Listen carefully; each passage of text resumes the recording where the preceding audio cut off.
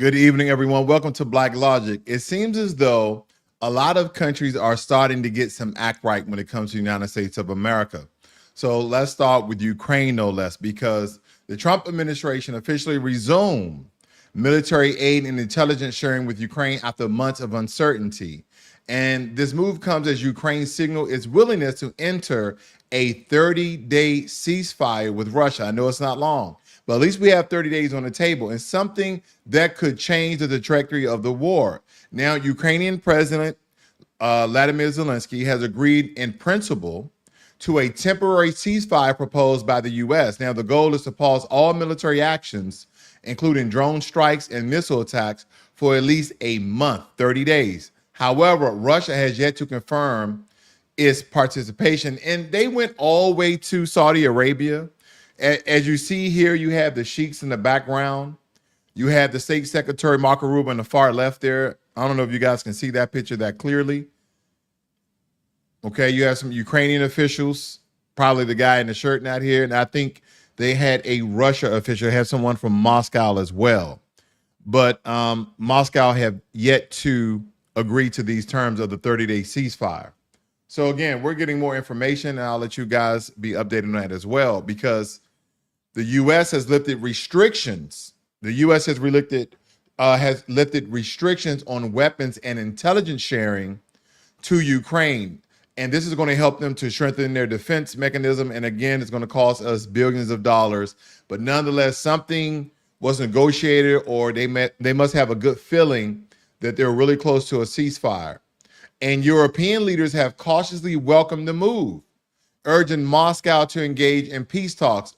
Now, of course, the EU, other European nations, they're going to agree to this because America is back at the table. Remember last week we were talking about how they were unifying, they was going to get behind Ukraine, but behind closed doors, they were doing negotiations.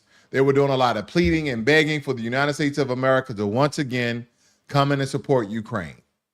Because don't forget, majority of the EU funds that has been allotted and loaned out to Ukraine, keyword loan, they were receiving that money. Where America, we have granted over 70% of the funds versus the UK has loaned out 70% of their funds. And I don't know if you guys are aware, there's been a lot of plane crashes, a lot of plane activity, even though flying is still the safest way to travel, bar none. Flying is the most efficient, the fastest, and the safest to travel. Not the most, not the least cost effective. It's getting to be a little bit pricey, but there's just a lot of going on when it comes to aviation. Because as we turn to a terrifying aviation incident, this was near, again, my hometown, Reagan National Airport in Washington, D.C. area. A mid-air collision between two aircraft has prompted investigation call for urgent safety reforms. And they were talking about how they were going to get the National Transportation Safety Board, also known as the NTSB.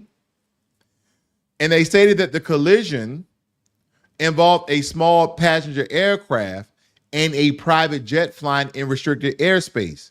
Both planes were damaged but managed to land safely. A miracle, considering the potential for disaster. A mid-air collision and everybody survived. I take my hat off to all the crew and the pilots who helped safely land that aircraft. Because for two planes to collide mid-air and both pilots, both crews ensure a safe landing where everybody survived, that's no less than miraculous and a miracle. They definitely had somebody on their side, definitely. Someone with a higher power was on their side. That we cannot deny. Oh, man, that was just luck. It was not luck. That's power, grace, honor, glory, and love. Whoever you praise, whoever you serve, so be it, but that's a higher power right there.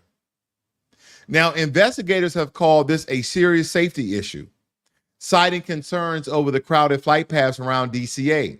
There are now re-evaluating air traffic control procedures and warning of an intolerable risk on both commercial and private flights. Now, the FAA and the NTSB are now pushing to ban helicopter flights in certain zones around the airport. They're saying, hey, listen, helicopters, maybe some private jets, they will not be able to operate when certain lanes for that near runway would be utilized.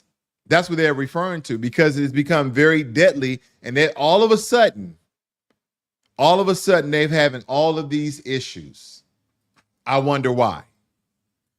Now, again, these dots may not connect, but I'm gonna put them on the board anyway. Donald Trump becomes president. All of a sudden, we're having planes land and roll over, planes mid-air collision, helicopters hitting planes. Everything's occurring to planes. Is it ironic? Is it a coincidence? Because you can't really say DEI hires on this one.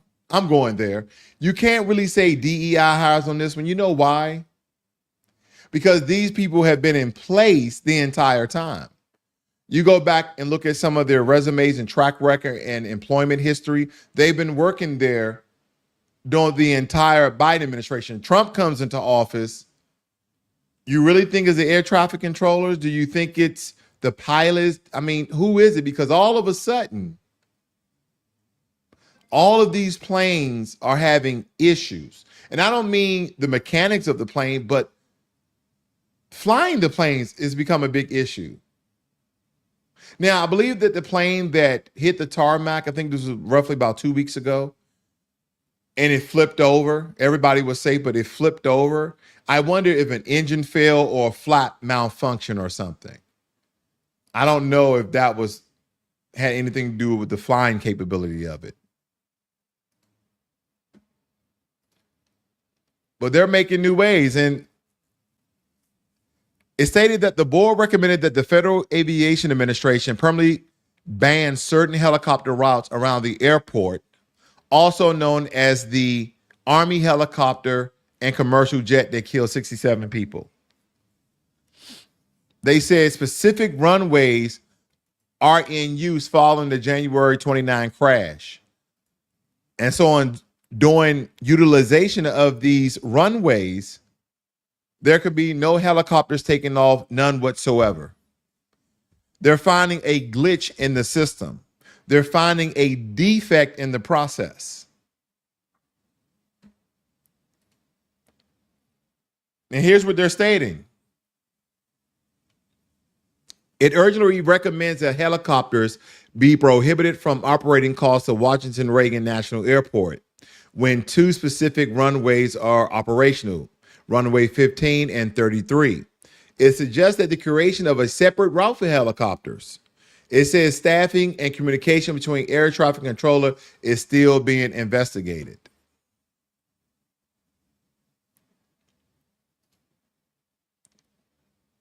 House to vote on GOP 6-month funding bill as government shutdown deadline is. How's this ever news?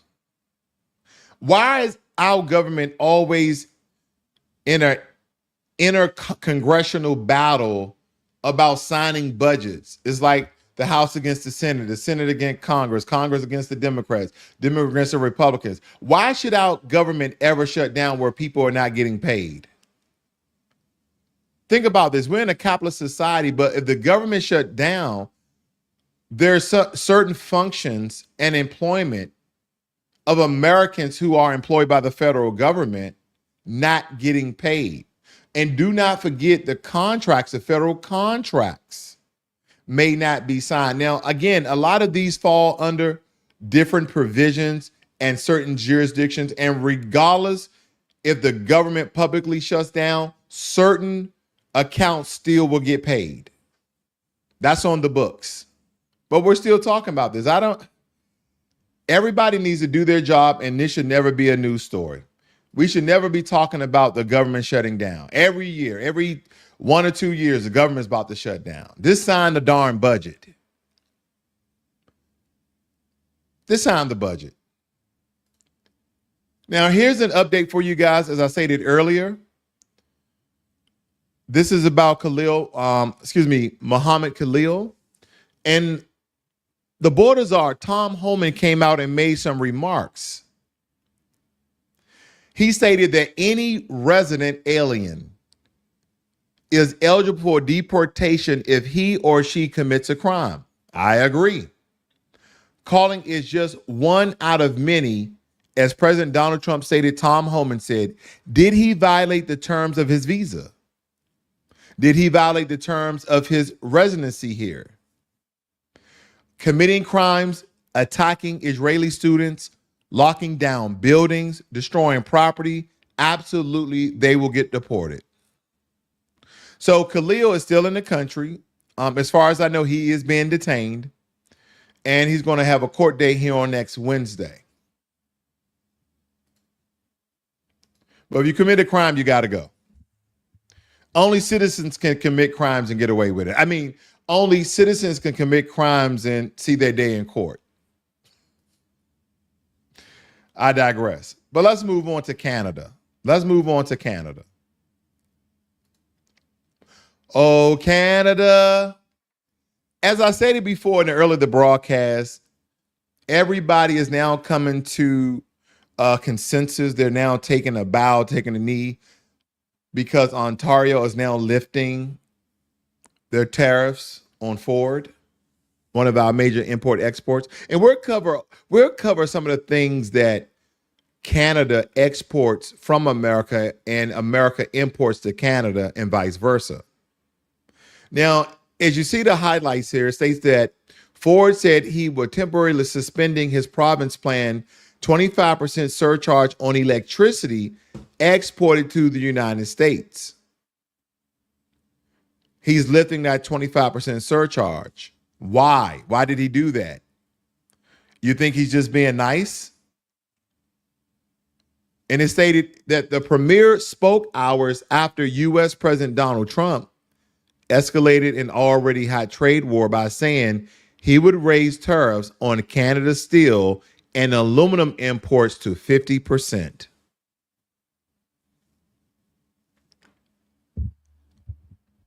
So President Trump countered their counter. A question. I know there's a lot of intelligent people watching me right now. But if you counter someone counter, is that a recounter? I'm just asking questions. Because Canada backed down very quickly. And a lot of people may be asking, why is this important for Canada to export electricity to America? Because 1.5 million homes in states like Michigan, New York, and Minnesota rely on Ontario's electricity exports. Now, a surcharge could have increased power costs for those many Americans that live in those states. So again, this was another counter to de-escalate tensions, but there's still a lot of economic pressure here. Now, as I stated to you guys before, I just want to look at some of the things, if you don't mind, major exports, okay? Things that Canada sends to the United States of America. Crude oil and petroleum, automotive products, forestry products, metals and minerals like aluminum, nickel, and gold, fresh agriculture products, electricity, machinery and industrial equipment, chemicals and plastics, food and beverage products, pharmaceutical products. Now, this is Canada from the United States. This is major imports from the USA to Canada. This is what we give to Canada, okay? Previously, I gave you guys what Canada gives to the United States in the form of import and export. Now I'm giving you what the U.S. exports to Canada. Automobiles and automotive components, electronic and high-tech equipment, agricultural products like fruits, vegetables, and meat, petroleum products, that's those, refined fuels and natural gas, chemical and plastic products, medical equipment and pharmaceuticals, industrial and manufacturing machinery, consumer goods like clothing, household products, appliances, entertainment and digital media, pharmaceutical and medical supplies, construction and agricultural machinery, food and beverage products. But let me give you guys another note. We are Canada's #1 trade partner in the world. America is Canada's largest trading partner. You guys wouldn't believe the amount of Canada's exports that America takes. Can anyone guess? This is the last bit here, guys. I'm almost about to finish up here. If you guys would in the chat, tell me from 0 to 100%, how much of Canada's export do you believe we receive? I'll give you guys 10 seconds. If not, I'm going to spill the beans.